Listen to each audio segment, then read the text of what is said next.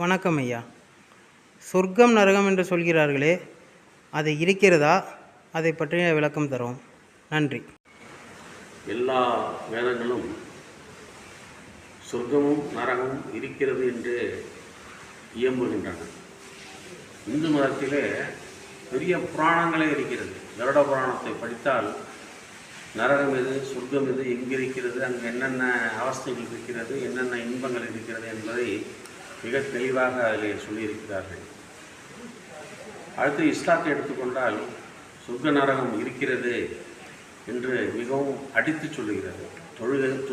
தொழுங்கள் நிச்சயமாக உங்களுக்கு அந்த இறைவன் சொர்க்கத்தை அருள்வான் என்று இஸ்லாம் பறைசாற்றுகிறது.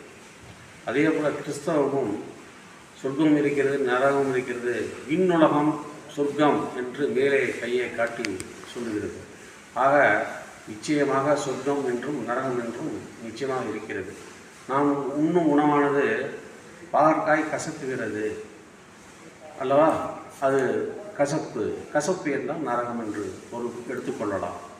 அதே போல் அல்வா என்பது இனிக்கிறது அல்லவா, அது இனிப்பு. இதற்கும் அதற்கும் ஏணி வைத்தாலும் வெட்டுமா? இது வேறு, அது வேறு. அதே போல் சொர்க்கம் என்பது வேறு, நரகம் என்பது வேறு. புண்ணியவான்கள் சொர்க்கத்திற்கும் பாவிகள் நரகத்திற்கும் செல்வார்கள் என்று எல்லா மத வேதங்களும் இயம்புகின்றன. இதுவே உண்மை. நன்றி, வணக்கம். வணக்கம் ஐயா.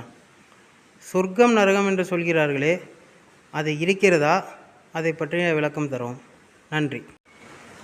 எல்லா வேதங்களும் சொர்க்கமும் நரகமும் இருக்கிறது என்று இயம்புகின்றன.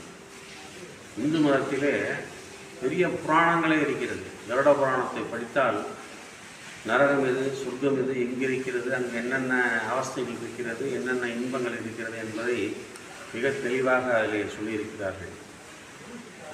அடுத்து இஸ்லாத்தை எடுத்துக்கொண்டால் சொர்க்க நரகம் இருக்கிறது என்று மிகவும் அடித்து சொல்லுகிறது. தொழுங்கள் நிச்சயமாக உங்களுக்கு அந்த இறைவன் சொர்க்கத்தை அருள்வான் என்று இஸ்லாம் பறைசாற்றுகிறது. அதே போல் கிறிஸ்தவமும் சொர்க்கம் இருக்கிறது, நரகம் இருக்கிறது, விண்ணுலகம் சொர்க்கம் என்று மேலே கையை காட்டி சொல்லுகிறது. ஆக நிச்சயமாக சொர்க்கம் என்றும் நரகம் என்றும் நிச்சயமாக இருக்கிறது. நாம் உண்ணும் உணவானது பாகற்காய் கசக்குகிறது அல்லவா, அது கசப்பு என்றால் நரகம் என்று ஒரு எடுத்துக்கொள்ளலாம். அதே போல் அல்வா என்பது இனிக்கிறது அல்லவா, அது இனிப்பு. இதற்கும் அதற்கும் ஏணி வைத்தாலும் வெட்டுமா?